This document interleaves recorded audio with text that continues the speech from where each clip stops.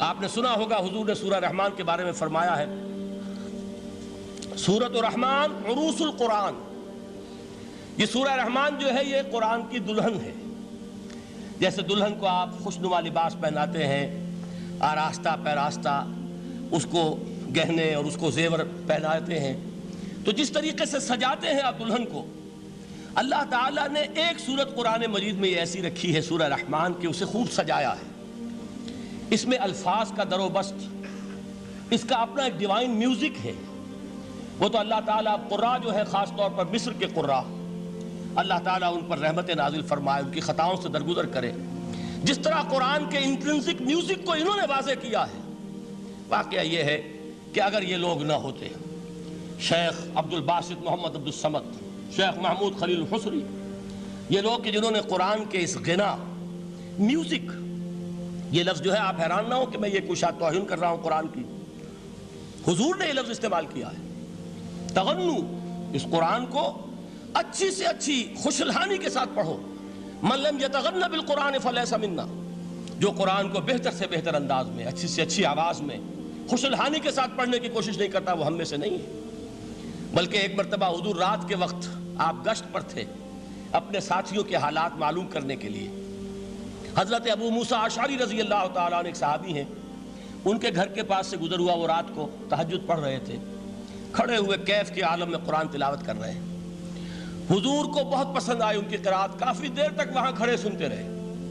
اب انہیں کیا پتا کون سن رہا ہے، بالکل اسی طرح سمجھ لیجئے ایک بات یاد آئی ہے، حضور فرماتے ہیں کہ جس طرح کان لگا کر اللہ قرآن کو سنتا ہے، کسی چیز کو نہیں سنتا۔ ہمیں نظر نہیں آتا نا، ہمیں معلوم نہیں، ہم قرآن پڑھ رہے ہیں تو سننے والا کون ہے؟ سب سے زیادہ کان لگا کر خود اللہ۔ یہاں اس لیے مجھے یاد آیا کہ ابو موسیٰ اشعری کو کیا پتا تھا کہ کون سن رہا ہے؟ وہ اپنی کیفیت میں نماز میں تہجد میں قرآن کی تلاوت کر رہے تھے، اور ظاہر بات ہے ان کے گھر ایکڑوں میں بنے ہوئے نہیں تھے، ایک ایک کمرہ، ایک ایک کوئی حجرہ، ایسے ہی تو گھر تھے نا صحابہ کے، لہذا حضور پاس سے گزرے، آواز آئی، کافی دیر سنتے رہے۔ اس کے بعد آپ تشریف لے گئے، صبح فجر میں ملاقات ہوئی تو حضور نے تحسین کے انداز میں فرمایا، یا ابا موسیٰ انک قد اوتیت مزمارا من مزامیر آل داؤد، اے ابو موسیٰ تمہیں تو آل داؤد کے سازوں میں سے ایک ساز اللہ نے عطا فرما دیا ہے۔ جس طرح حضرت داؤد، لہن داؤدی مشہور ہے کہ جب وہ پچھلے پہر رات کو حمد کے ترانے الاپتے تھے، قرآن میں ہے کہ پرندے شامل ہو جاتے تھے ساتھ، اور پہاڑ وجد میں آتے تھے، پہاڑ بھی ان کے ساتھ شریک ہوتے تھے۔ تو جس طرح کا اللہ نے ان کو لہن عطا فرمایا تھا، حضور نے تحسین کے انداز میں فرمایا، ہے ابو موسیٰ اشعری، اللہ نے تمہیں بھی آل داؤد کے سازوں میں سے ایک ساز عطا فرمایا۔ بہرحال قرآن مجید کا جو یہ میوزک ہے، قرآن کے الفاظ کا جو حسن ہے، جہاں تک حسن معنوی ہے وہ تو ہر لفظ میں ہے، لیکن یہ حسن ظاہری، حسن صوتی، حسن لفظی، یہ اپنے کلائمیکس پر آپ کو نظر آئے گا سورہ رحمان میں۔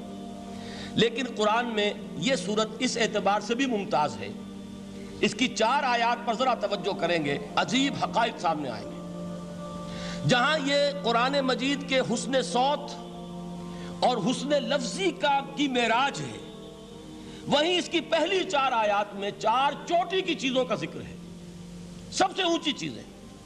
پہلی آیت کیا ہے؟ الرحمن، ایک آیت ہو گئی۔ رحمان کیا ہے؟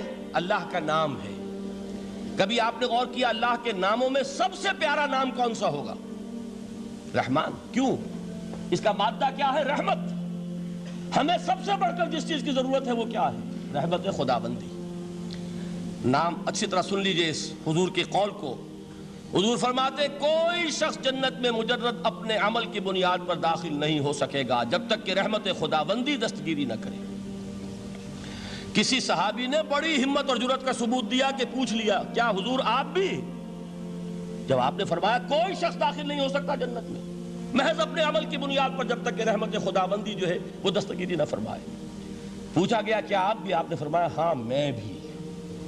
آپ انداز کیجئے کہ اگر محمد الرسول اللہ بھی رحمت خداوندی کے ضرورت مند ہوں تو تاب دیگراں چے رسد، ہماری تو سب سے بڑی ضرورت رحمت خداوندی ہے۔ اب یہ رحمت جو ہے قرآن مجید میں اللہ تعالیٰ کی یہ شان 2 الفاظ کے ذریعے سے آتی ہے، رحیم اور رحمان، اور کوئی مادہ نہیں ہے جس سے 2 نام بنتے ہوں اللہ کے، لیکن یہ مادہ ہے واحد رحمت کا کہ جس سے رحمان بھی ہے رحیم بھی ہے۔ رحیم صفت مشبہ ہے، رحمت دائم ہو جائے گی، مستقل ہوگی تو رحیم کہیں گے، اور رحمان اس میں رحمت کی ہے وہ شان ہے کہ جیسے ٹھاٹھے مارتا ہوا سمندر ہو، ہیجان کی کیفیت، طوفانی کیفیت، رحمت خداوندی کا طوفانی جوش، وہ ہے رحمان۔ آپ تو رہتے اس علاقے میں ہیں، آپ کو معلوم ہے عرب اگر بھوکا مرا جا رہا ہو تو کیا کہے گا؟ انا جوعان۔ پیاسا مرا جا رہا ہو انا عطشان۔ بہت غضبناک ہوگا غضبان، غضبان آصفہ قرآن میں آیا ہے، بہت غضبناک۔ رحمان جس کی رحمت جو ہے جوش میں ہے، ٹھاٹھے مارتے ہوئے سمندر کے مانند۔ تو یہ اللہ تعالیٰ کے ناموں میں سب سے پیارا نام۔ اب آگے چلیے، الرحمن علم القرآن، رحمان نے قرآن سکھایا۔ رحمت خداوندی کا سب سے بڑا مظہر، رحمان کی رحمانیت کا سب سے بڑا مظہر قرآن ہے۔ ان میں جو منطقی ربط ہے اس کو سمجھتے جائیے۔ اچھا آپ یہ سوچئے، جو علم بھی انسان کو حاصل ہوا وہ کس نے دیا؟ اللہ نے۔ سائنس کا علم کس نے دیا؟ اللہ نے۔ علم آدم الاسماء کلہا، وہ علم الاسماء جو حضرت آدم کو دے دیا گیا تھا ازل میں، یہ اسی کا ظہور ہے، یہ اسی کی ایکسفولیشن ہے جو ہو رہی ہے اور ہوتی رہے گی ابھی۔ اور دوسرے علم ہے وہ کس نے دی؟ اللہ نے دی۔ لا یحیطون بشیء من علمہ الا بما شاء، مخلوق میں سے کوئی اللہ کے علم میں سے کسی شے کا احاطہ نہیں کر سکتا مگر وہ جتنا اللہ دینا چاہے۔ لیکن یہ کہ تمام علوم میں چوٹی کا علم قرآن، نوٹ کرتے جائیے، اب چوٹی کی چیزیں جمع کیجئے۔ اللہ کے ناموں میں چوٹی کا نام رحمان، اللہ نے جو کچھ انسان کو سکھایا اس میں چوٹی کا علم قرآن۔ خلق الانسان، انسان کو پیدا فرمایا۔ سوال یہ کہ حیوانات کو کس نے پیدا فرمایا؟ آسمان کس نے پیدا کیے؟ زمین کس نے پیدا کی؟ فرشتے کس نے پیدا کیے؟ کیا مطلب خلق الانسان؟ اس کی تمام مخلوقات میں اس کا کلائمیکس، اس کی تخلیق کی معراج، اس کے تخلیق کا نقطہ عروج انسان ہے۔ یہ ہے کہ جو مسجود ملائک بنا ہے۔ وَلَقَدْ كَرَّمْنَا بَنِي آدَمَ وَحَمَلْنَاهُمْ فِي الْبَرِّ وَالْبَحْرِ وَرَزَقْنَاهُمْ مِنَ الطَّيِّبَاتِ وَفَضَّلْنَاهُمْ عَلَى كَثِيرٍ مِّمَّنْ خَلَقْنَا تَفْضِيلًا۔ تو تخلیق میں سب سے اونچی تخلیق انسان کی، علموں میں سب سے اونچا علم قرآن کا، اللہ کے ناموں میں سب سے اونچا نام رحمان۔